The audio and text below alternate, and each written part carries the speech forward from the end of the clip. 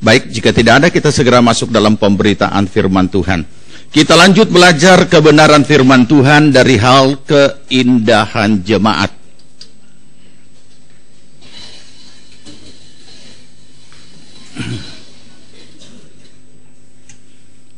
The church atau gereja yang sudah kita pelajari beberapa minggu ini, dan kita sampai kepada keindahan jemaat. Dan ada topik di dalam keindahan jemaat tentang gereja atau keberadaan gereja sebagai tubuh Kristus. Sangat penting dan mutlak setiap orang percaya tahu apa itu gereja. Jadi saya ingatkan kembali, karena kita beribadah di gereja, kemudian kita melayani Tuhan di gereja, bahkan memimpin gereja bagi hamba-hamba Tuhan yang terpanggil untuk itu. Tetapi kalau kita tidak tahu apa itu gereja, iblis akan memporak-porandakan gereja Tuhan dan tercerai-berai, dan apa yang terjadi? Perpecahan di mana-mana terjadi, dan iblis mengambil keuntungan. Kenapa hanya 3% sampai paling banyak 16% dari setiap orang yang dimenangkan bagi Kristus melalui penginjilan bisa bertahan selama 1 tahun di dalam sebuah gereja? Oleh sebab umumnya kebenaran firman Tuhan tentang gereja justru tidak diajarkan di gereja. Gereja hanya mengkhotbahkan berbagai ayat-ayat, tetapi tidak menjelaskan dirinya sendiri apa itu gereja. Itu sebabnya mengapa jemaat Tuhan tidak menikmati keindahan jemaat. Ada yang hanya sekedar memahami untuk datang kebaktian 1-2 jam dan selesai dan pulang. Selesai, hanya itu. Itu sebabnya, saudara, mengapa mutlak bagi kita harus memahami the church, gereja, sehingga sekaligus kita juga dapat menikmati keindahan jemaat. Jika kita ada di sebuah gereja dan kita tidak menikmati keindahan jemaat, maka itu sangat pasti kita tidak akan berada lama-lama di sebuah gereja. Kita akan tinggalkan gereja itu karena kita tidak nikmati keindahan jemaat. Kenapa tidak dinikmati? Karena memang tidak diajarkan. Kenapa tidak diajarkan? Mungkin juga mereka tidak tahu, karena memang tidak dibekali dengan kebenaran firman, sehingga para hamba Tuhan juga ya hanya memimpin ibadah dan selesai. Dan mereka tidak mengurus gereja selain sedia khotbah dan selesai. Nah, saudara yang dikasihi Tuhan, di dalam keindahan jemaat ini kita sampai kepada bahagian yang ketiga tentang gereja sebagai tubuh Kristus. Gereja sebagai tubuh Kristus.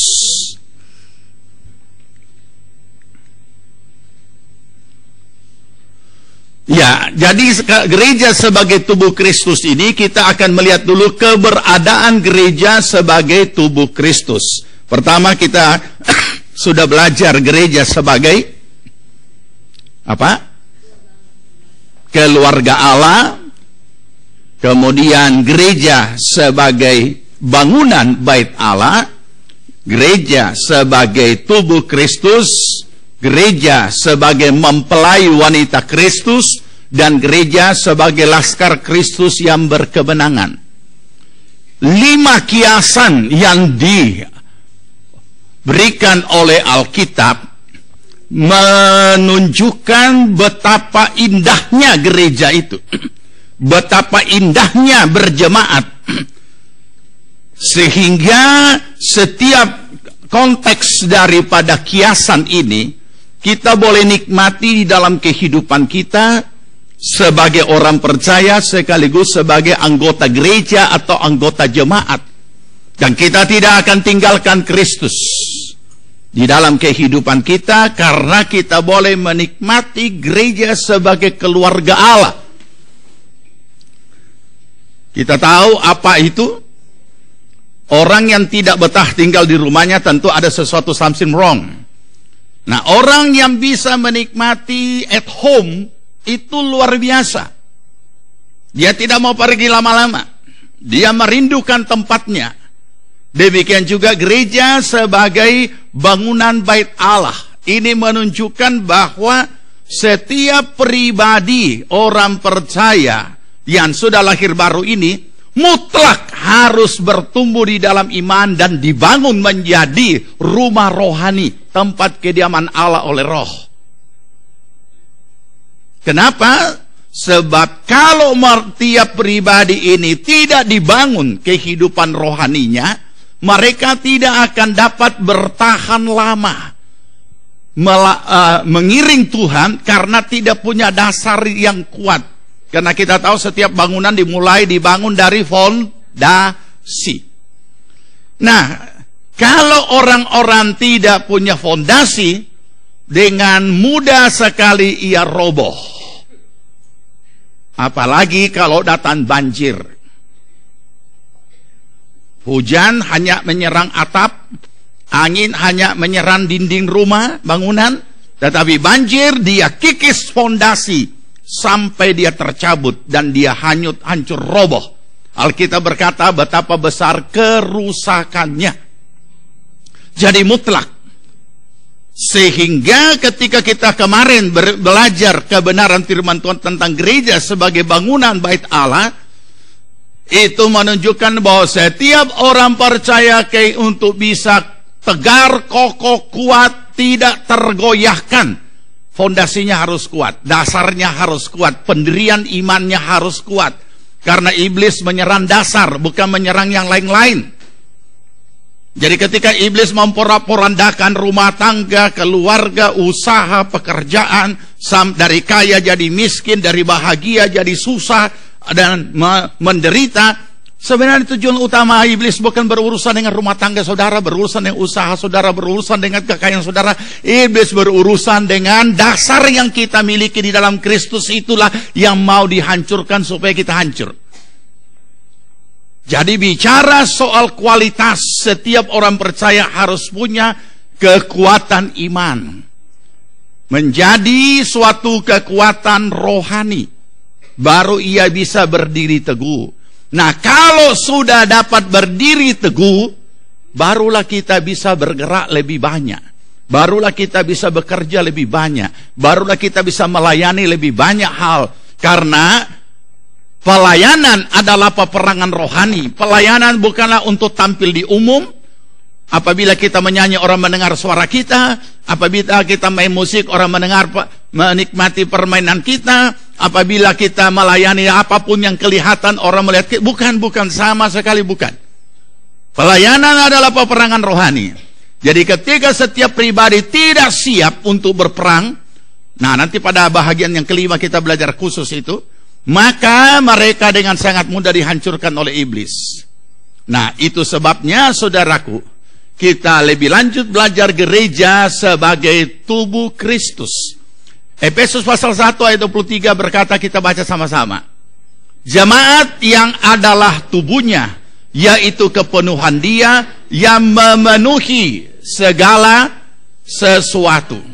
Nah, jadi kita lihat di sini memenuhi semua dan segala sesuatu. Jadi kita melihat di sini Kristus yaitu jemaat yaitu gereja adalah tubuh Kristus. Nah, ini konteks yang kita belajar ini adalah gereja sebagai tubuh Kristus. Jadi kita perlu mendalami tiap-tiap konteks ini dan memahaminya sehingga ketika gereja berperan sebagai tubuh Kristus, kita juga yang adalah bagian daripada anggota tubuh Kristus sudah tahu bagaimana seharusnya keberadaan kita. Kita lihat, Kristus adalah kepala, Efesus 4 ayat 15, kita baca. Tetapi dengan teguh berpegang kepada kebenaran, di dalam kasih kita bertumbuh di dalam segala hal ke arah Dia, Kristus yang adalah kepala. Jadi kepala gereja adalah Kristus, dan seluruh orang percaya adalah anggota tubuh Kristus. Ketika Tuhan berfirman, Dia tidak pernah memberikan sesuatu yang sulit-sulit untuk dimengerti. Apapun yang ada di dalam Alkitab, kalau kita baca, sangat sederhana. Yesus mengajar untuk hal-hal yang sangat real. Dia ada kalanya langsung memberikan contoh-contoh yang konkret. Di dalam Dia berkhotbah, Dia langsung menunjukkan segala apa yang ada dan nampak, dan Dia menyampaikan itu. Jadi kalau kita belajar gereja sebagai anggota tubuh Kristus, adalah sangat mudah untuk kita memahami. Kenapa? Karena kita semua adalah punya tubuh. Dan ketika kita bicara soal kepala, kita juga punya kepala. Ketika kita bicara soal anggota tubuh, kita punya anggota tubuh. Jadi belajar kebenaran ini sangat mudah. Dengan pertolongan Roh Kudus akan menematkan itu di dalam diri kita masing-masing, sehingga benar-benar kita sebagai orang percaya, anggota jemaat, tahu persis apa itu gereja dalam konteks sebagai tubuh Kristus. Ya, puji nama Tuhan. Kita lanjut. Jadi saudara, sudah dapat kita membayangkan pertama-tama, saudara dan saya adalah tubuh Kristus, jemaat Tuhan, gereja Tuhan. Dan kita perhatikan juga di sini lebih lanjut bahwa di dalam kasih kita bertumbuh di dalam segala hal ke arah Dia, yaitu kepala. Jadi bertumbuh di dalam segala hal ke arah Dia, Kristus yang adalah kepala. Sampai di sini tidak ada kesulitan untuk kita mengerti. Kepala dan tubuh. Baik, kita lanjut. Mari kita memahami istilah tubuh Kristus. Tubuh Kristus seutuhnya adalah gereja universal, gereja yang tidak kelihatan, himpunan gereja-gereja sedunia. Itu tubuh Kristus. Jadi tidak boleh ada gereja A berkata hanya dia tubuh Kristus. Gereja B bukan tubuh Kristus. Gereja C bukan tubuh Kristus, cuma Dia. Tidak boleh. Setiap gereja Tuhan yang sesuai dengan Alkitab adalah tubuh Kristus. Ya. Kemudian berikut, di dalam keutuhan satu tubuh ada bagian-bagian tubuh. Bagian tubuh Kristus adalah gereja lokal, jemaat lokal, gereja setempat, gereja A, gereja B, gereja C, gereja D. Jadi masing-masing gereja adalah bagian daripada tubuh Kristus yang nampak, karena ada secara lokal. Nah, himpunan daripada jemaat-jemaat lokal ini adalah tubuh Kristus seutuhnya. Ya, mungkin kalau dicoret-coret di papan mungkin lebih gampang saudara. Tapi saya yakin saudara bisa nangkap. Bisa nangkap ya? Oke, saya lanjut ya, kalau sudah bisa nangkap. Kemudian, siapakah anggotanya? Setiap orang-orang percaya yang sudah bertobat, sudah terima Yesus, lahir baru, dibaptis dan menjalani hidup barunya di dalam Kristus, itulah anggota tubuh Kristus. Masih ingat apakah arti kata eklesia? Gereja adalah eklesia. Mereka yang dipanggil keluar dari gelap, masuk ke dalam terang Allah yang ajaib untuk memberitakan kebaikan-kebaikan Tuhan. Jadi itu eklesia. Jadi gereja isinya yang diakui oleh Alkitab adalah pribadi-pribadi yang sudah terima Yesus atau lahir baru. Belum, berarti bukan. Jadi kita harus memahami kebenaran firman. Jadi bukan karena seseorang hanya dia rajin kebaktian, kemudian dia adalah anggota tubuh Kristus, bukan. Ya, tapi pribadi-pribadi yang sudah memiliki Kristus sesuai yang ditulis, yang kita temukan di dalam Kisah Rasul pasal 2. Mereka yang menerima perkataan Petrus, mereka yang menerima akan Injil yang diberitakan oleh Petrus, membuka hati, terima Yesus, menyerahkan diri, dibaptis, dan menjalani hidup barunya di dalam Kristus. Kita tidak hanya sampai kepada lahir baru, karena itu tidak akan ada gunanya kalau seseorang lahir baru dan dia tidak jalani hidup barunya. Tetapi dia adalah hidup baru di dalam Kristus. Itulah anggota tubuh Kristus. Jadi kita sudah bisa memahami dan mengerti akan hal ini. Cukup ya, saya lanjut. Anggota tubuh Kristus harus melekat pada tubuh. Ada di sini yang tidak tangannya tak tinggal di rumah? Hah? Ada. Atau matanya sebelah tak tinggal di piring di rumah, di mangkok, ada direndam tadi malam. Tidak ada kan? Tidak ada. Semua lengkap. Bisa saudara lihat di sebelahmu yang duduk? Coba lihat dia punya model. Ada lengkap? Ya, kalau lengkap bagus. Kalau bilang, oh bukan, nggak kurang genap. Tidak bagus itu. Lengkap di luar, tapi kurang genap. Berarti di sini. Ya, oke. Lengkap ya. Mata yang seringkali ketinggalan di rumah itu kacamata. Bukan mata. Jadi, kita lihat di sini, tidak ada anggota tubuh yang tidak melekat pada tubuh. Jadi ketika seorang menjadi percaya terima Yesus, lahir baru, untuk ia bisa dibimbing menjalani hidup barunya, maka dia sebagai anggota tubuh harus melekat pada tubuh. Siapa itu? Tubuh yang mana? Gereja lokal. Barulah keutuhan tubuh Kristus dapat terjadi. Jadi tidak boleh ada satu orang percaya yang sudah terima Yesus tidak berada pada salah satu gereja. Tidak boleh. Entah itu gereja yang kelihatan atau gereja bawah tanah.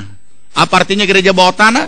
Orang-orang yang mungkin dulunya bukan di dalam Kristus, tapi kemudian menjadi percaya dan terima Yesus, tapi kena ancaman dari sana sini, terpaksa dia beribadah dengan sembunyi-sembunyi dengan kawan-kawan yang sama untuk secara tersembunyi. Itu istilahnya gereja bawah tanah, seperti di negara-negara tertentu dan di beberapa tempat tertentu.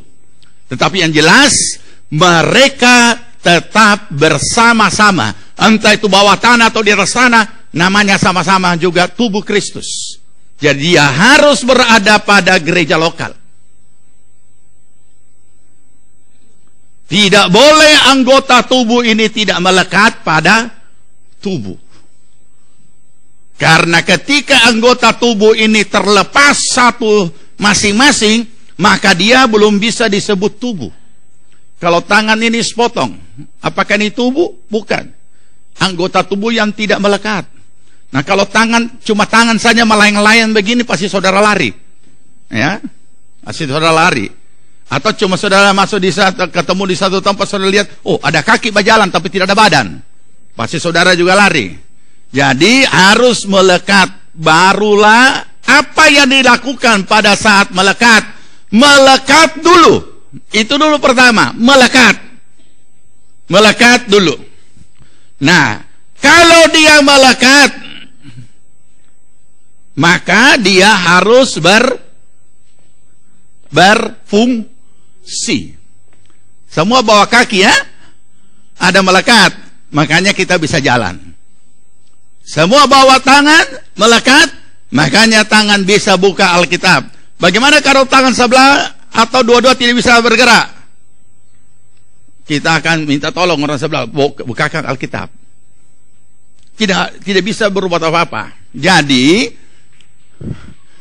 berarti kita juga harus, untuk dapat terjadi kesatuan keutuhan tubuh Kristus secara universal, harus dimulai dari gereja lokal sebagai tubuh Kristus yang kelihatan. Ya, ini kita lanjut. Jadi itu sudah paham sampai di situ dulu. Anggota tubuh melekat dan berfungsi.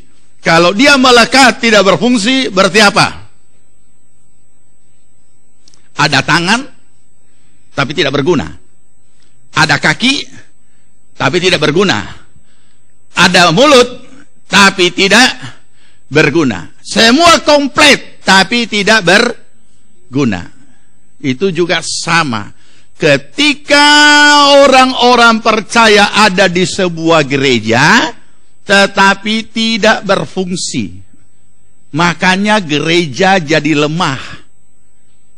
Kenapa? Hanya melekat tapi tidak berfungsi. Saya mau tanya saudara secara sederhana, karena ini jelas seperti ini. Ketika tangan mungkin bagus di antara sesama, saudara coba pegang ujung jarinya teman saudara di sebelah, boleh? Boleh? Jepit kuat-kuat. Berasa? Ada. Atau kalau tidak, ujung jari kakinya injak kuat-kuat dengan sepatu baru saudara. Jangan sepatu tua. Kalau dia pakai kaki kuat, saudara punya hak sepatu yang patah. Nah, ada rasa enak atau rasa sakit? Kenapa bisa dia rasa sakit? Kenapa dia tidak mati rasa? Kenapa dia tidak mati rasa? Karena tangan saudara tidak mati. Kalau mati rasa berarti sudah mati. Atau kaki tidak berasa lagi berarti sudah mati. Artinya tidak, dia melekat tapi tidak guna. Pertanyaannya, kenapa bisa rasa? Kenapa bisa rasa sakit? Apakah kita hanya berkata, ya karena dia tidak mati, dia hidup. Kenapa dia bisa hidup?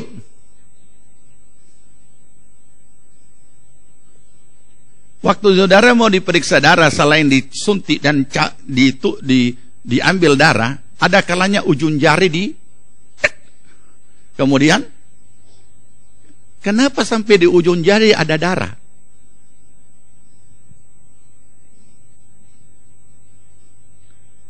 Berarti ia masih melekat pada tubuh. Dan kenapa ada aliran darah di sana? Karena masih disuplai. Tahukah saudara? Semua suplai yang ada yang menghidupkan ini sehingga dia bisa bergerak, dia bisa.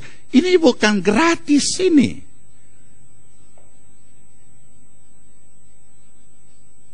Bukan gratis.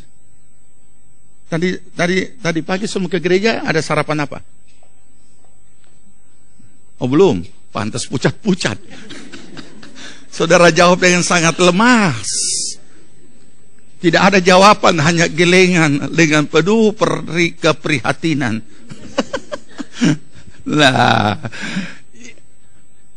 kenapa seluruh tubuh kita bisa berfungsi begitu rupa? Ya karena masih hidup. Kenapa dia bisa masih hidup? Berarti masih ada apapun yang dibutuhkan oleh anggota tubuh itu sehingga berfungsi, dan semua saat itu bukan gratis. Coba jangan minum 1 hari, jangan makan 1 hari, 2 hari, 3 hari semuanya. Nah itu bukan gratis. Nah saudara bisa bayangkan ketika ada anggota tubuh yang sudah disuplai begitu rupa dengan segala apa yang menjadi keperluannya, tetapi dia tidak masih baik kalau tidak berfungsi, tidak berguna. Ya. Dalam arti kata, kalau dia tidak berfungsi berarti tidak berguna. Jadi ketika anggota tubuh itu melekat pada tubuh dan tidak berfungsi, sama dengan tidak berguna. Nah, itulah sebabnya kita perlu memahami, kalau kita ada di sebuah jemaat lokal, berada di dalam tubuh Kristus, kita sebagai anggota tubuh harus berguna bagi Tuhan. Ya, baik. Nah, mari kita lihat tentang gereja universal atau secara keseluruhan. Gereja ini untuk dapat terjadi kesatuan atau keutuhan tubuh Kristus secara universal harus dimulai dari gereja lokal masing-masing sebagai gereja yang kelihatan. Kalau kesatuan di dalam anggota tubuh Kristus di dalam jemaat lokal itu tidak tercipta, tidak dapat diwujudkan, maka apapun bentuk dan cara untuk menyatakan kesatuan gereja secara universal tidak akan pernah terwujud. Paling-paling hanya apa yang dilakukan? Ya hanya seremonial. Acara akbar, seluruh ketua sinode boleh berdiri di atas panggung bergandengan tangan menyanyi, selesai, sudah. Dan kemudian kita anggap itu kesatuan. Bukan. Itu bukan kesatuan. Itu hanyalah suatu perayaan dan salah satu celebration, perayaan untuk suatu acara. Hanya itu saja. Ya, makanya kita lihat sampai saat ini kondisi ini memprihatinkan. Berikut. Selama orang-orang percaya sebagai anggota tubuh Kristus dalam gereja lokal tersebut tidak dapat memanifestasikan dirinya sebagai bagian dari tubuh Kristus, maka dia juga akan gagal menyatakan kesatuan tubuh Kristus secara universal. Tidak bisa. Oke. Mari kita lihat lebih lanjut. Anggota tubuh yang sudah melekat harus berfungsi. Anggota tubuh yang sudah melekat harus berfungsi sesuai dengan karunia yang diberikan Roh Kudus kepadanya untuk berfungsi. Jadi kalau kita ada di sebuah gereja, kita tidak boleh tidak harus berfungsi melalui pelayanan. Dan kita melayani sesuai karunia yang Roh Kudus berikan kepada kita, bukan kita punya mau. Bukan kita punya penentuan sendiri. Saya jadi ini, saya jadi itu, dan lain sebagainya. Tetapi menurut karunia-Nya. Ada perjalanan panjang untuk dapat menuntun seseorang menemukan karunia-Nya. Untuk dia boleh berfungsi. Apakah dia jadi tangan, atau jadi kaki, atau jadi apa saja di dalam tubuh Kristus. Tetapi dia berfungsi. Efesus 4 ayat 16 kita baca sama-sama. Daripadanya lah seluruh tubuh yang rapi tersusun dan diikat menjadi satu oleh pelayanan semua bagiannya, sesuai dengan kadar pekerjaan tiap-tiap anggota, menerima pertumbuhannya dan membangun dirinya dalam kasih. Jadi kita melihat di sini seluruh tubuh rapi tersusun, diikat menjadi satu yang namanya pelayanan, oleh pelayanan semua bagiannya. Jadi masing-masing kita dari sejak kita jadi orang percaya, kita sudah harus belajar menemukan apa karunia yang Tuhan berikan pada kita. Dan itu tidak dapat kita temukan dengan diri kita sendiri tanpa bersekutu bersama dengan orang-orang percaya sesama anggota tubuh Kristus. Arti kata, saya tidak dapat menemukan karunia saya sendiri kalau saya tinggal di rumah. Saya tidak bisa menemukan karunia saya, apa yang Tuhan berikan kalau saya cuma ibadah.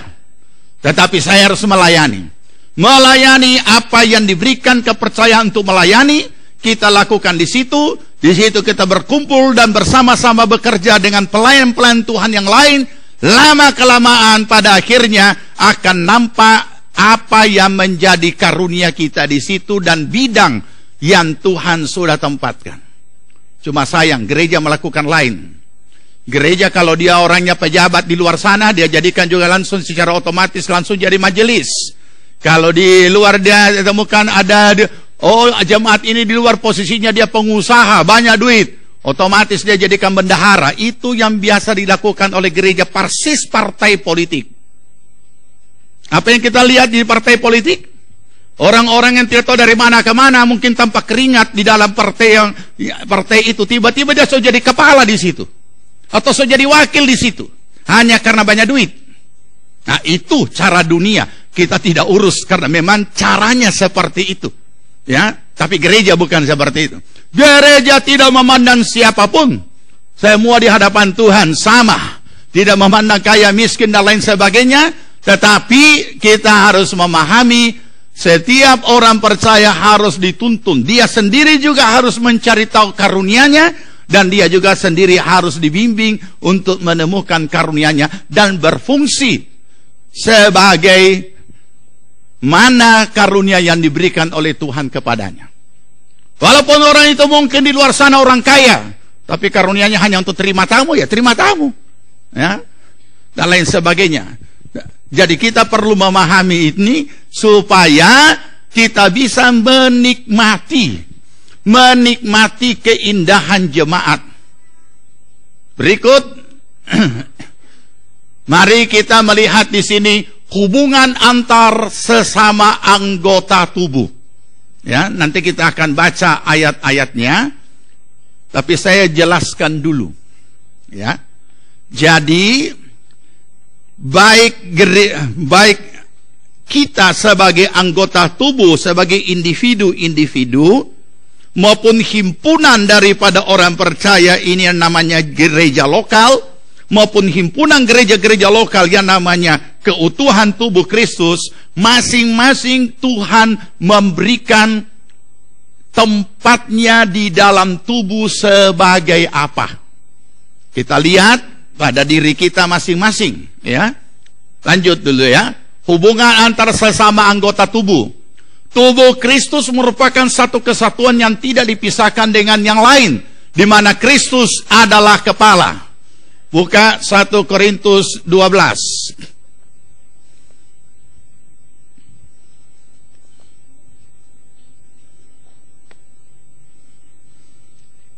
1 Korintus pasal 12 mulai ayat 12. Kita baca bergantian.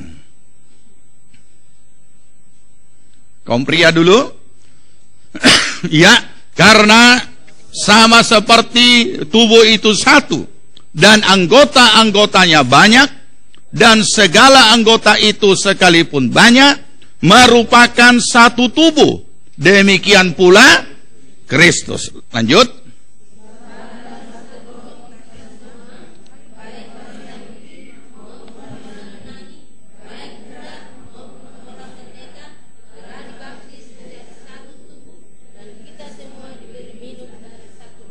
Karena tubuh juga tidak terdiri dari semua anggota, tetapi banyak anggota. Stop dulu sampai sini. Bisa saudara nangkap ini ayat 14? Tubuh itu tidak terdiri dari satu anggota, tetapi banyak anggota.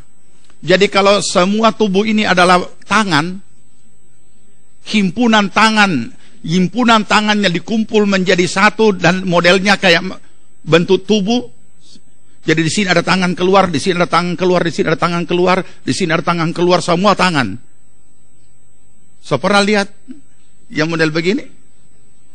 Ya, nah, tidak. Ya, 15. Andai kata, tunggu dulu, saya punya giliran. Perempuan memang punya giliran. Oh ya, oke. Kamu ini dipertahankan langsung, 2, 3.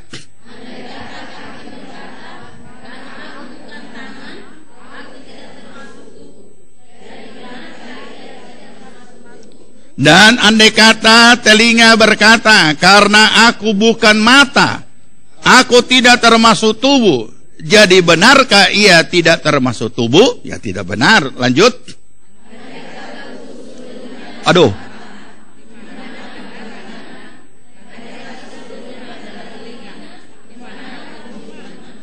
Bagaimana kalau ada satu model tubuh tapi seluruhnya terdiri dari mata?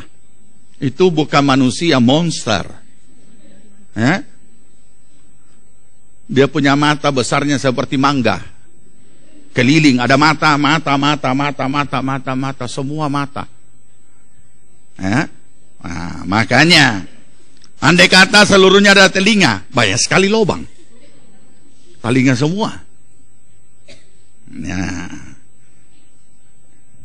Ya, lanjut. Tetapi Allah memberikan kepada anggota masing-masing secara khusus suatu tempat pada tubuh seperti yang dikehendakinya.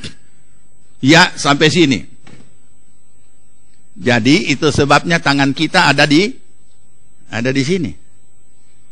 Dan kaki kita ada di sini.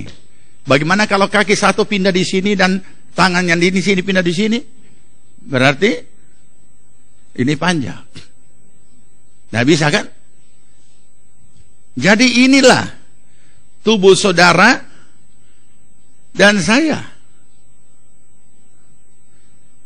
Makanya ketika orang, saya mau tanya yang paling rohani yang duduk di ruangan ini, yang masih bujangan, ketika menaksir seseorang, apanya dulu saudara lihat? Apanya dulu dilihat? Kalian waktu taksir dia, apanya yang dilihat? Pasti yang kelihatan toh. Yang tidak kelihatan tidak bisa dilihat. Jadi bagaimana kalau kaki sebelah tidak ada? Atau kaki sebelah pindah di atas? Jangankan bilang perpindahan anggota tubuh, sedangkan bibir sumbing sedikit saja, langsung orang dia mau, aduh tidak jadilah. Biar marah tertawa juga. Itu baru hal-hal kecil kan. Apalagi kalau ada perpindahan tempat dari anggota tubuh.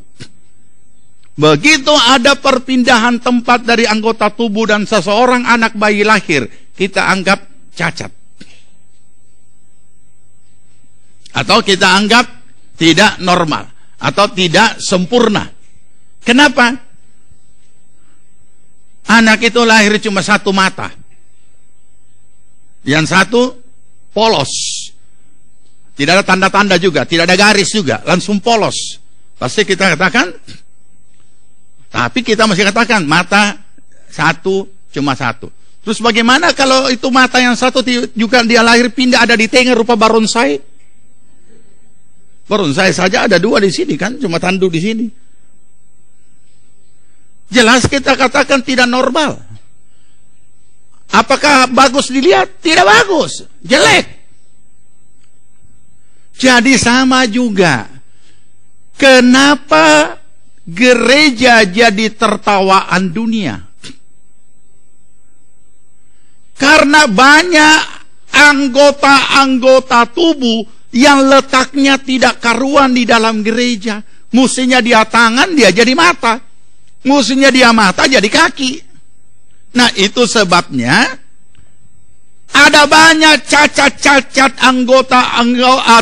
penempatan anggota tubuh di dalam gereja yang kemudian menjadi tertawaan orang luar. Salahkah mereka menertawakan? Sekalipun salah, tapi mereka punya hak untuk menertawakan. Dan kenapa gereja jadi bahan tertawaan? Ya karena dirinya sendiri yang membuatnya dia ditertawai dan menghinakan diri. Siapa yang salah? Ya kembali kepada pemimpin. Ya. Mengapa menempatkan mata di tempat di mana seharusnya di situ telinga?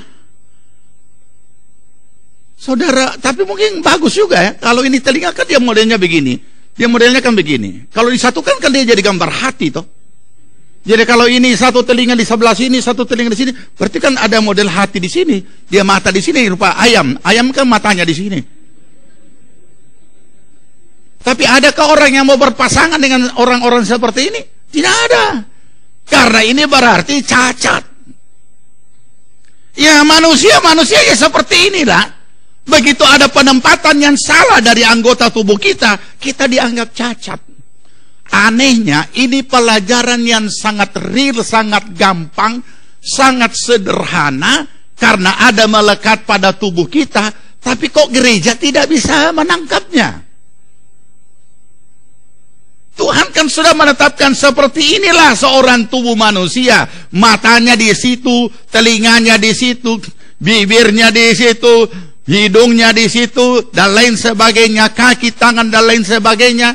Loh, kenapa bisa? Apa yang ada dan sangat sederhana yang ada pada kita dan tiap hari kita nikmati, tiap hari kita lihat, kok gereja tidak paham? Jadi memang ini kesalahan sendiri.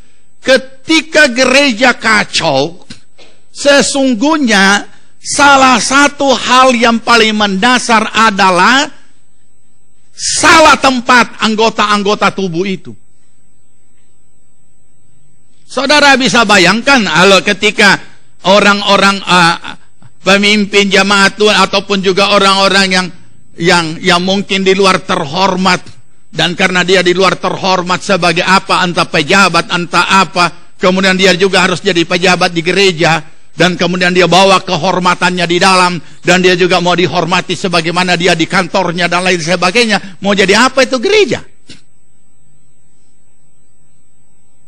Mari kita renungkan. Jadi disinilah kita perlu memahami kebenaran ini. Nah, baik, jadi kita temukan di dalam ayat yang ke-18, Allah sudah memberi masing-masing anggota tubuh di tempatnya masing-masing.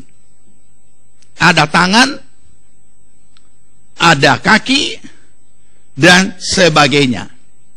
Jadi baik, perhatikan, baik secara individu, ini formatnya Allah. Baik secara gereja lokal, antar gereja, ini formatnya Allah. Baik gereja secara keseluruhan, ini formatnya Allah. Masing-masing pada tempatnya. Jadi antar gereja tidak bisa sesama anggota tubuh ini atau sesama bagian daripada tubuh Kristus ini tidak boleh mengklaim dirinya hanya dia anggota tubuh. Seperti tadi kita baca. Karena aku bukan mata, maka aku adalah mata dan bukan telinga, maka aku bukan anggota tubuh. Nah, bisa. Jelasnya seperti ini. Saya berikan contoh konkret.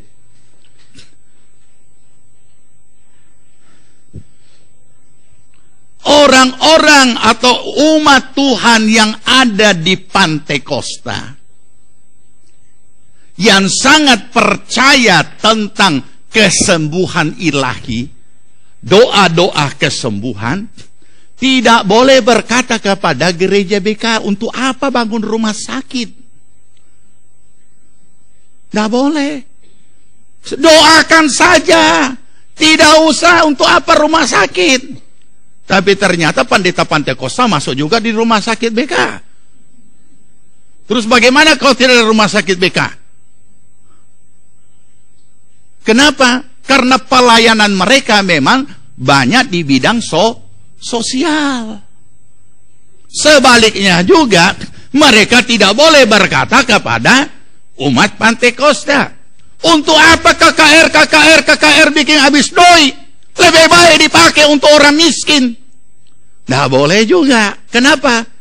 Karena memang di kalangan Pantai Kosta ada kegiatan-kegiatan seperti itu untuk membangun iman orang dan mendoakan orang-orang sakit, dan ada karunia untuk kesembuhan ilahi. Jadi masing-masing pada tempatnya, masing-masing pada karunianya. Tidak usah kita saling klaim.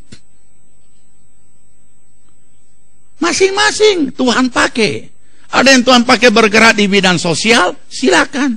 Ada yang Tuhan pakai bergerak di bidang rohani, silakan. Sebab doa untuk orang sakit juga perlu, Orang sakit juga ditangani oleh dokter di dalam rumah sakit juga perlu. Semua Tuhan pakai. Ada jadi tangan, ada jadi kaki. Jadi masing-masing ada tempatnya pada tubuh. Bolehkah saudara klaim saudara punya kaki? Ini kaki memang cuma tahu bajalan sana sini, jalan sana sini, tidak tahu kerja. Ya memang kaki tidak bisa dipakai kerja. Siapa mau makan saudara punya biapong kalau dibuat dari kaki? Tidak ada. Ya? Ada beberapa makanan kita tahu dikerjakan dengan kaki. Itu pun kita tanya-tanya. Di mana, bagaimana prosesnya, bersihkah tidak? Ada. Tidak bagus kalau dibilang kan, nanti orang tidak mau beli. Tapi kita semua tahu, ada yang diojo dengan kaki.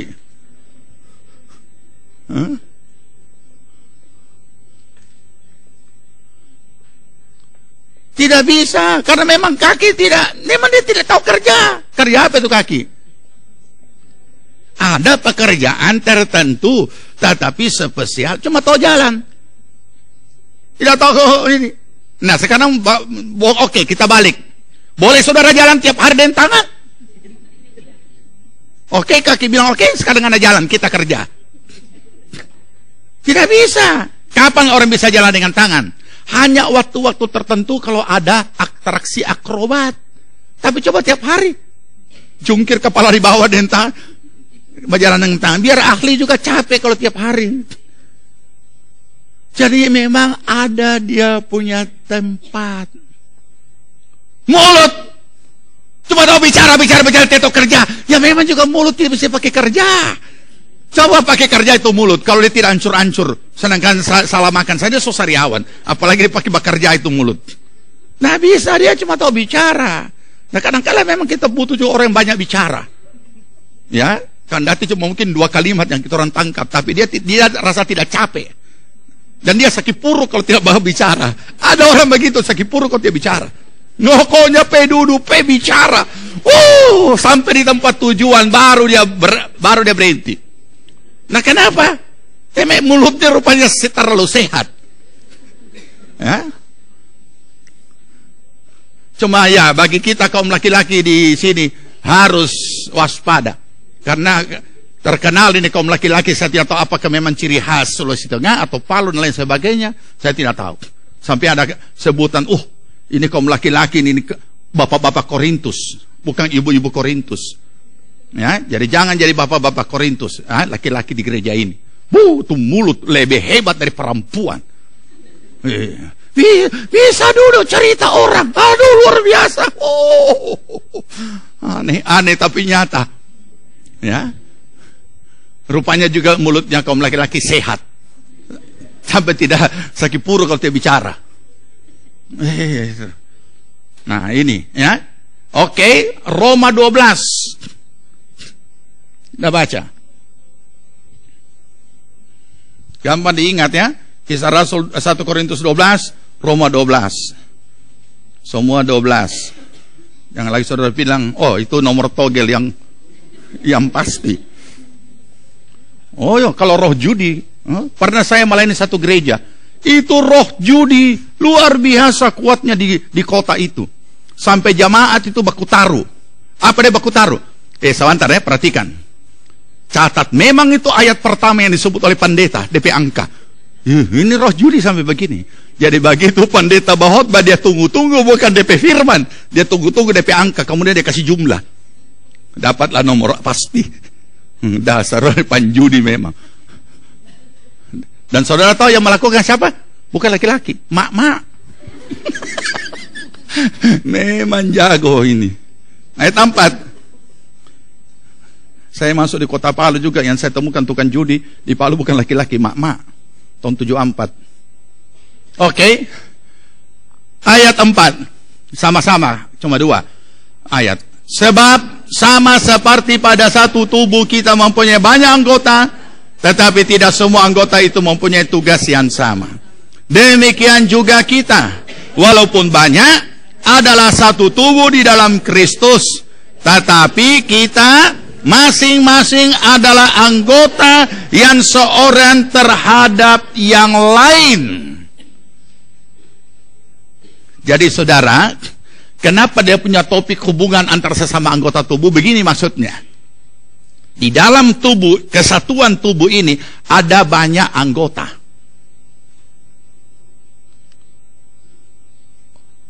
Tanpa kita sadari, kenapa tiap-tiap anggota ini bisa berfungsi sesuai dengan fungsinya?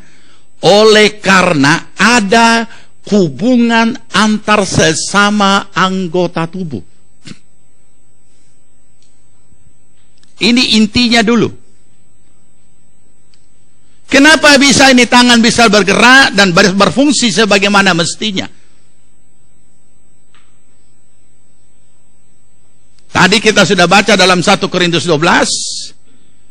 Mereka ini masing-masing menyadari bahwa mereka masing-masing adalah anggota tubuh satu dengan yang lain. Ini dulu. Makanya tidak boleh ada yang menganggap karena aku bukan tangan dan aku adalah kaki, aku bukan anggota tubuh. Ya, ini dulu kita tangkap. Lanjut, Efesus 4.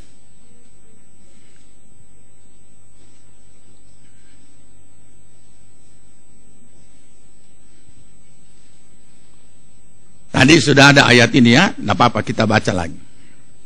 Ya, tetapi dengan teguh berpegang kepada kebenaran, di dalam kasih kita bertumbuh di dalam segala hal ke arah Dia, Kristus yang adalah kepala.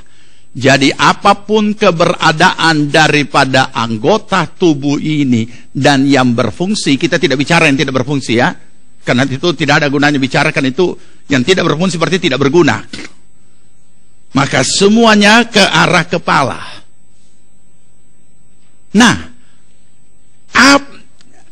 apakah kita sempat memikirkan dan merenungkan baik secara anatomi tubuh, baik secara rohani?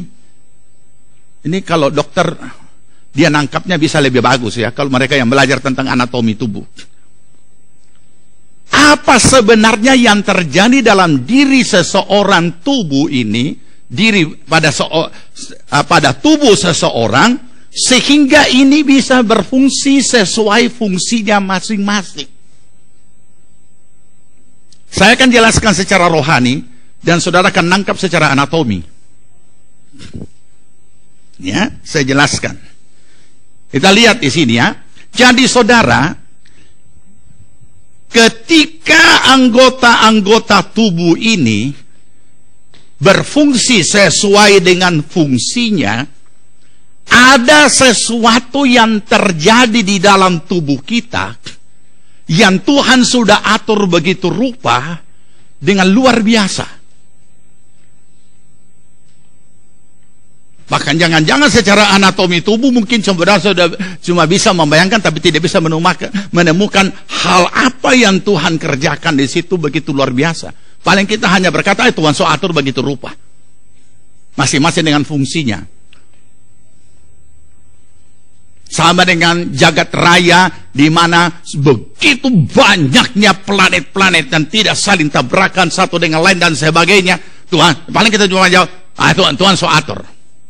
Tapi ketika diselidiki secara ilmu pengetahuan, luar biasa. Luar biasa. Ada satu cuplikan video yang sederhana yang membahas tentang jagat raya, itu luar biasa sudah. Tetapi sekaligus merenungkan, kalau kita renungkan, saya renungkan itu tayangan video tentang jagat raya dan teringat dengan akhir zaman di Matius 24. Aduh, gampang sekali Tuhan habisi semua ini. Ternyata di jagat raya itu bukan bersih, banyak sekali partikel-partikel. Luar biasa banyaknya. Nah, ini juga perlu kita pahami. Tapi secara kebenaran firman, Tuhan membuka itu satu kebenaran. Kenapa tangan bisa berfungsi sebagai tangan? Bersamaan dengan kaki juga berfungsi sebagai kaki. Dan sekala-kala tangan tidak mampu, dia harus dibantu dengan kaki. Dan ketika kaki tidak dapat melakukan, dia harus dibantu oleh tangan. Dan seluruh pergerakan tubuh, mata, telinga, dan lain sebagainya terfokus kepada sesuatu gerakan dan sesuatu kegiatan. Itu luar biasa, saudara. Dan kalau kita memahami gereja sebagai anggota tubuh Kristus, ya memang seharusnya seperti itu. Siapa di sini tangan ujung jarinya atau tangannya atau kakinya pernah terjepit? Apa yang saudara lakukan? Hah?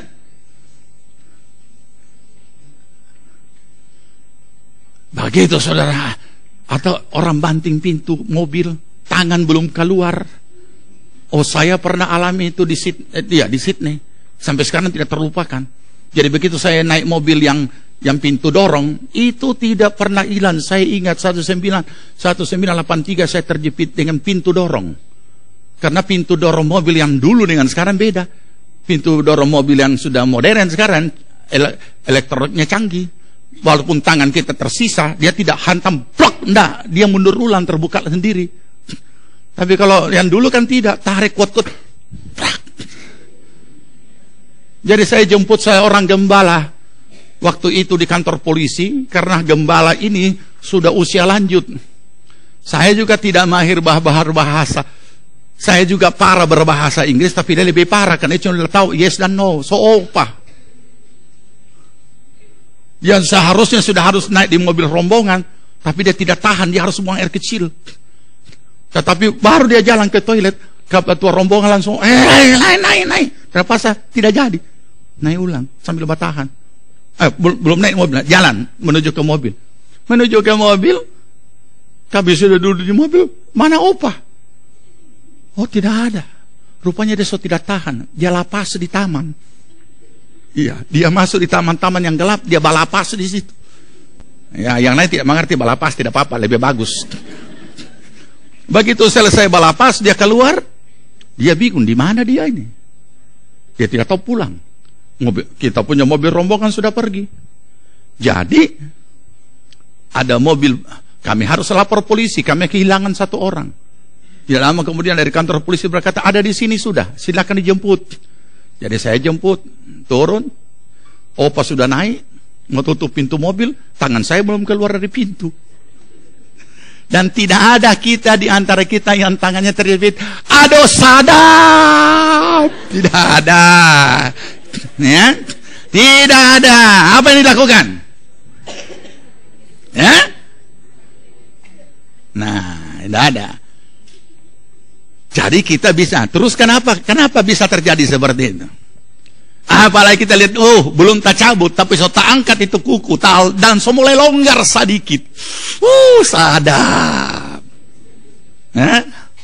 Tidak ada yang akan membiarkannya. Tidak ada. Apa yang akan kita lakukan? Kita akan rawat, kita taruh obat, dan lain sebagainya. Selain itu, di dalam tubuh ini ada gerakan-gerakan refleks yang kita tidak tahu dari mana dan kemana dan bagaimana bisa itu terjadi. Walaupun bisa dianalisa secara ilmu pengetahuan. Tapi Tuhan sudah atur begitu rupa, sehingga demikian ada kalanya kita luput dari sesuatu yang akan terjadi, tapi tidak sampai menimpa karena ada gerakan refleks. Luar biasa kan? Nah, seharusnya kita dengan belajar ini, kita memahami gereja harus menikmati seperti ini. Tapi apa yang terjadi? Begitu ada anggota tubuh yang terjepit, itu dia memang Tuhan perlu kasih pengajaran padia itu. So capek kita bicara, biar dia rasa. Nah, beda sekali kan? Padahal hubungan antar sesama anggota tubuh itu ada. Jadi Tuhan sudah atur begitu rupa. di dalam tubuh kita, bagaimana anggota tubuh ini berhubungan satu dengan yang lainnya, dikomando oleh kepala di sini, dan pergerakan dan lain sebagainya, dan diatur begitu rupa, maka terjadilah itu. Dan ini juga harus terjadi pada gereja. Nah, kita lihat dulu. Sebelum anggota-anggota tubuh ini berfungsi atau melayani dalam tubuh, maka prinsip-prinsip di bawah ini perlu dulu ada. Saya jelaskan secara rohani, nanti sudah lanjutkan sendiri belajar secara anatomi tubuh. Jadi ada sesuatu yang Tuhan sudah atur begitu rupa sebelum setiap anggota tubuh ini berfungsi berfungsi di dalam tubuh kita.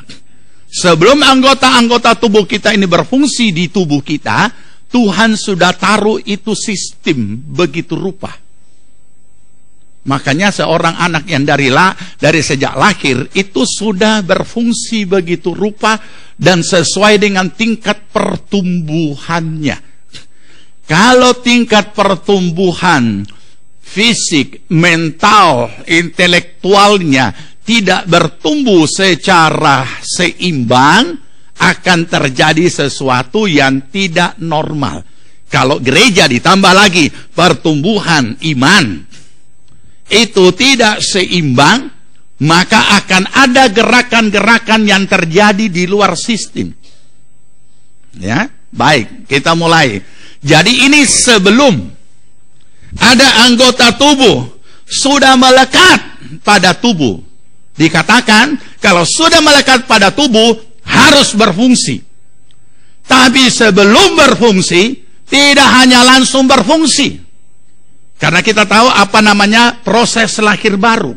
Ada lahir baru. Orang itu masih bayi kan? Setiap orang yang lahir pasti bayi. Tidak ada orang di sini biar anak ajaib, tidak ada keluar langsung sobat janggot, tidak ada.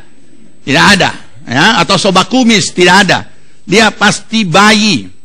Begitu juga secara rohani, orang yang lahir baru, dia lahir itu rohaninya masih bayi. Jadi adapun ada kalanya sudah melekat pada tubuh, sudah berada pada gereja, di dalam gereja lokalnya, tetapi dia belum berfungsi, belum tahu apa-apa.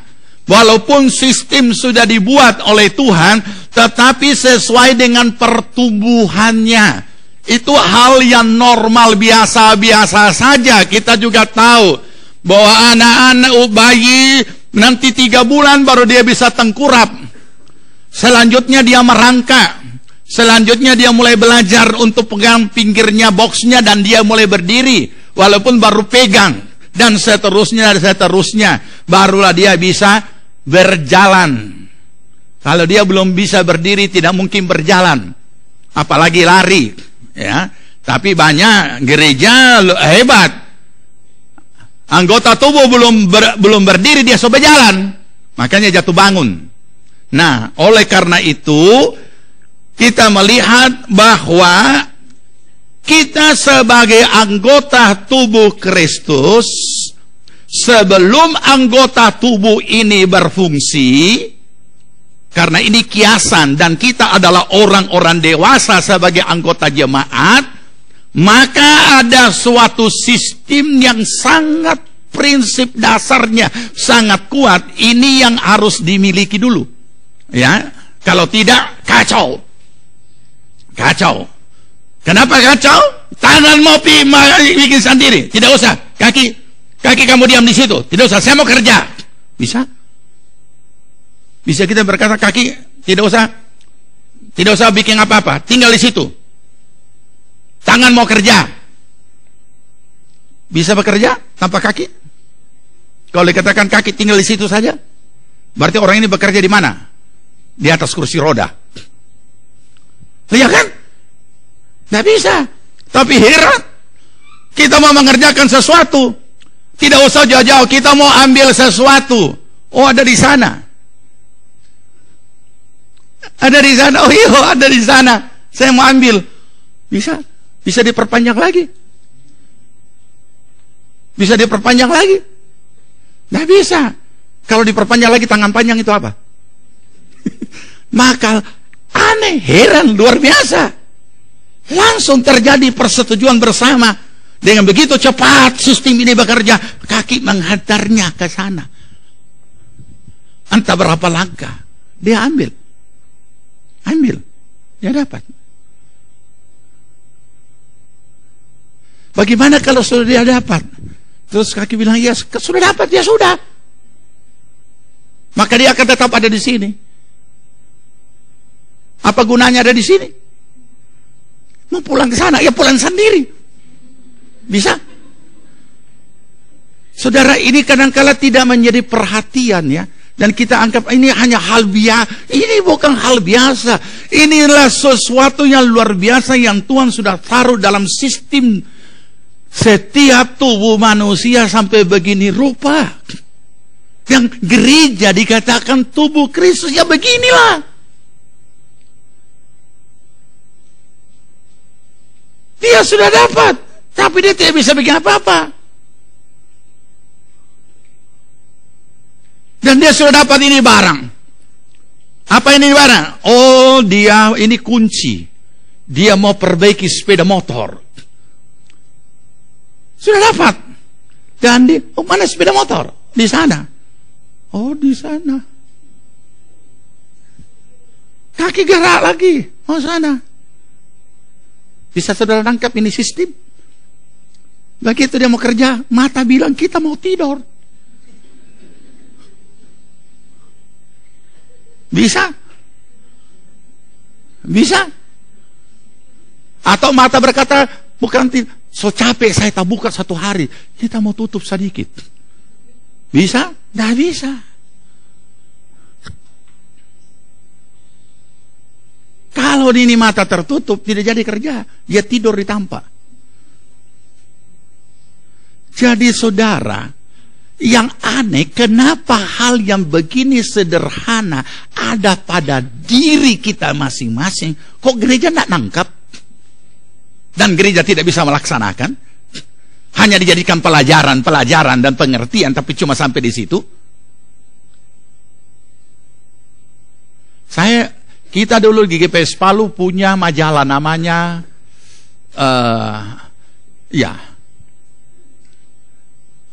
ada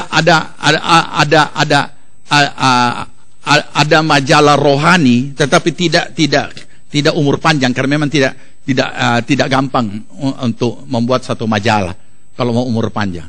Di situ ada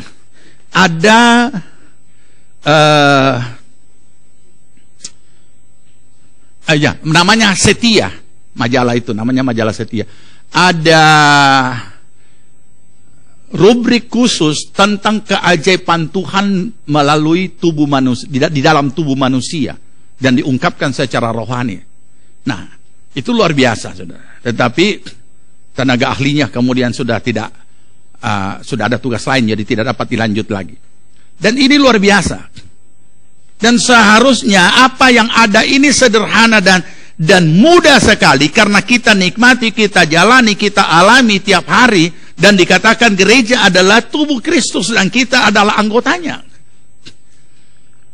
Nah, inilah yang akan kita temukan secara rohani, apa yang ada, prinsip-prinsip dasar apa yang dimiliki, yang ada di dalam tubuh ini, Kristus ini, gereja ini, sehingga ini bisa berfungsi sebagaimana fungsinya yang Tuhan sudah tetapkan. Seperti ayat-ayat yang kita baca tadi. Ya, kita lihat dulu. Rama, ya, bagian A. Untuk dapat melayani bersama sebagai satu tubuh, kita harus menyadari dan mengakui bahwa kita ini merupakan anggota satu sama lain. Semua ini anggota tubuh Kristus. Beberapa ayat kita sudah baca, kita tidak akan baca lagi. Ini. Setiap kita harus menyadari, bukan cuma menyadari, mengakui Kita semua punya tangan kan? Saudara akui tangan saudara itu saudara akui sebagai tangan? Akui tidak?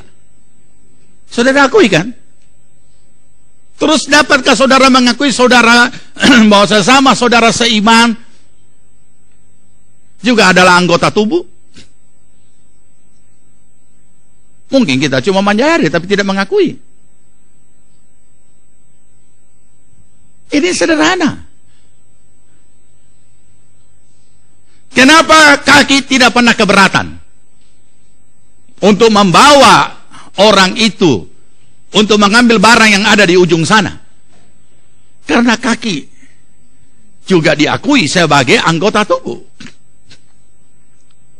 Dan kenapa setibanya kaki mengantar seseorang sampai ke tempat tujuan, kenapa dia tidak larang itu tangan?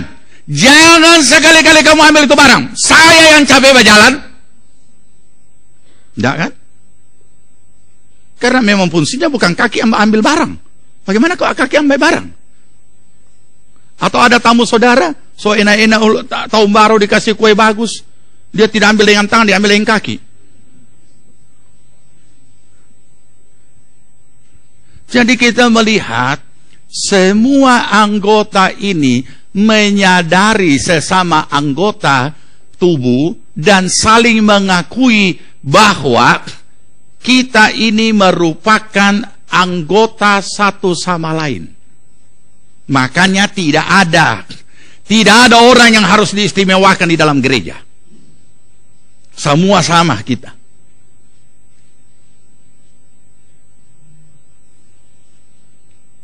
Kalau ada yang melakukan itu terserah, itu urusan mereka sendiri.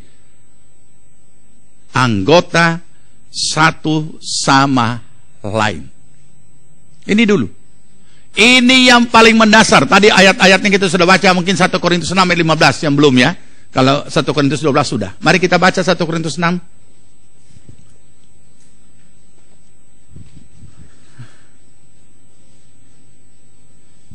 Satu Korintus 6 ayat 15.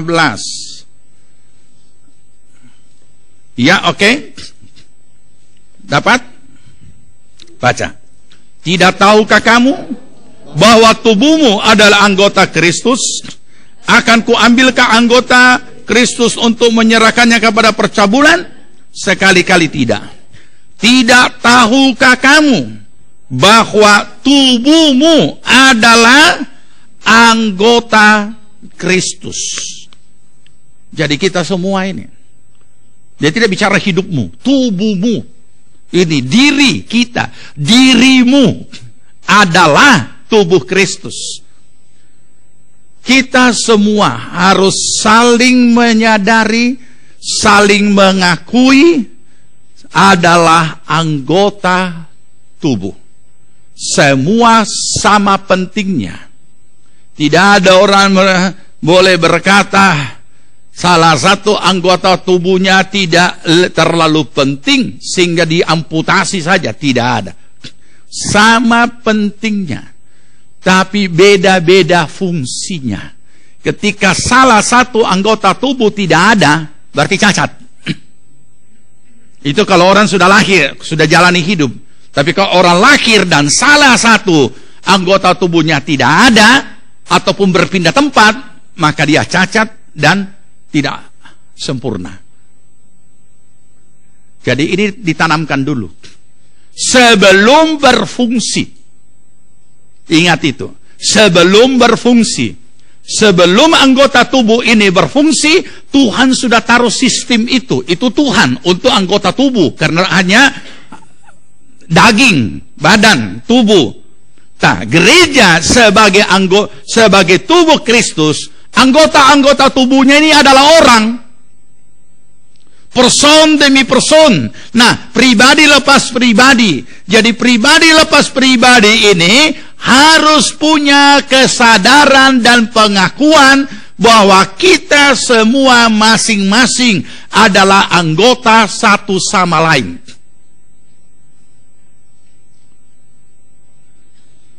Ini.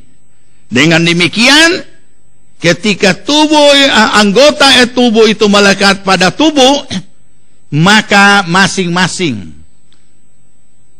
Tidak ada yang keberatan. Masing-masing ada. Bisa saja terjadi. Ada. Mungkin kita lihat orang ini, sebenarnya bukan saya punya kelas. Tidak ada kelas-kelasan di gereja. Tetapi di dalam mungkin secara status sosial di luar sana saudara lebih di atas, tapi secara fungsi anggota tubuh dia lebih cakap, ya jelas dia lebih melakukan sesuatu pekerjaan yang lebih. Bukan berarti dia lebih di bawah, saudara lebih di atas, bukan. Masing-masing sesuai fungsinya dan Tuhan sudah tetapkan. Ya, sampai sini dulu kita belajar. Nanti minggu depan kita lanjut. Kita bangkit berdiri.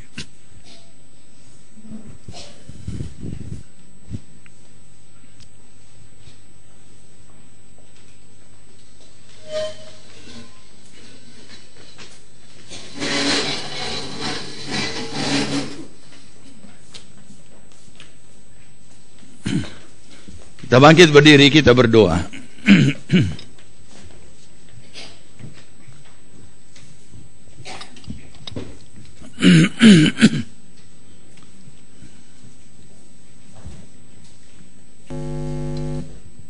Firman-Mu Tuhan, kita nyanyikan pujian ini.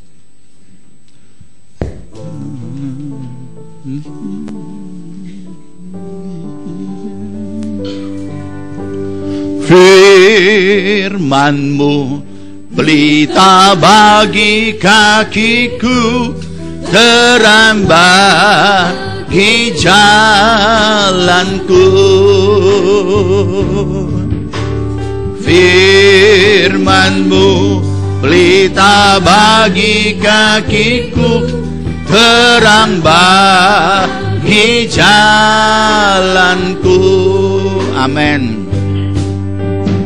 Saat ku bimbang dan hilang jalanku, tetaplah Kau di sisiku, dan takkan ku ragu asal Kau besertaku, besertaku selamanya.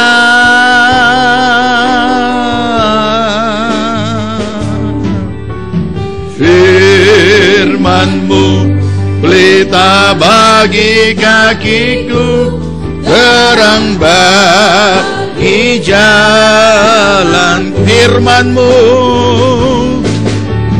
Firman-Mu pelita bagi kakiku, terang bagi jalanku. Saat ku bimbang dan hilang jalanku, tetaplah Kau di sisiku. Amin. Amin. Amin. Haleluya. Amin. Sertaku selamanya.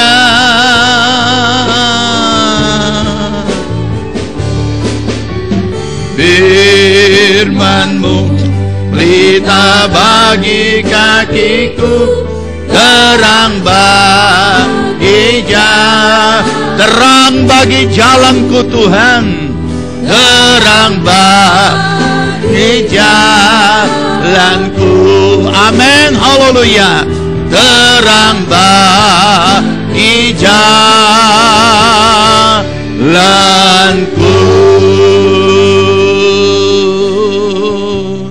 Terima kasih Tuhan, kami boleh belajar kebenaran firman.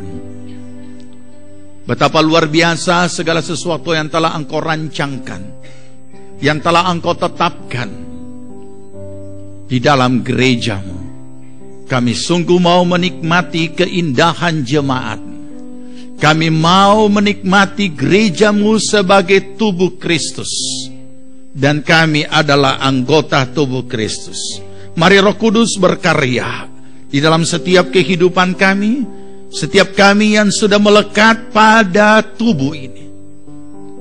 Biarlah Tuhan menunjukkan karunia-karunia yang telah Tuhan berikan bagi setiap jemaat-Mu, sehingga setiap pribadi boleh berfungsi sesuai dengan karunia Roh Kudus, dan gereja-Mu menjadi gereja yang hidup berkenan dan memuliakan Engkau. Amin. Terima kasih Bapa, terima kasih. Saat ini hamba-Mu berdoa bagi tiap pribadi. Tuhan, Engkau tilik setiap keberadaan kami. Engkau mengenal setiap pergumulan daripada jemaat-Mu Tuhan. Tiap rumah tangga, keluarga, usaha, pekerjaan, juga kesehatan mereka. Kiranya ulurkan tangan pengasihan-Mu, menguatkan, menghiburkan, menyembuhkan, meneguhkan, memberikan pengharapan yang baru, dan pertolongan Tuhan turun atas setiap pribadi. Perlindungan-Mu daripada segala kuasa sejahat iblis apapun bentuknya, yang selalu mau merongrong kehidupan jemaat-Mu, di dalam nama Tuhan Yesus Kristus kami ikat, patahkan, dan hancurkan oleh kuasa darah Tuhan Yesus Kristus. Dan biarlah pertolongan Tuhan turun atas setiap pribadi. Berkati jemaat-Mu, buatlah menjadi berhasil segala apa yang mereka kerjakan dengan berlipat kali ganda. Terima kasih Bapa di sorga, terima kasih. Sebelum kami akhiri ibadah kami Tuhan, kami mau menyatakan kasih kami dengan apa yang akan kami persembahkan. Sucikan hati pikiran kami agar apa yang kami persembahkan kami lakukan dari hati yang mengasihi Tuhan. Dan berkatilah setiap mereka, sehingga kami boleh berlimpah-limpah berkat Tuhan. Begitu juga setiap pribadi yang mengembalikan milik Tuhan, Engkau berkati sesuai janji firman-Mu. Di dalam nama Tuhan Yesus Kristus. Amin. Puji Tuhan. Segala puji syukur kita nyanyikan pujian ini, dan kita bawa persembahan kita kepada Tuhan. Dan minggu ini ada ekstra persembahan untuk kas misi.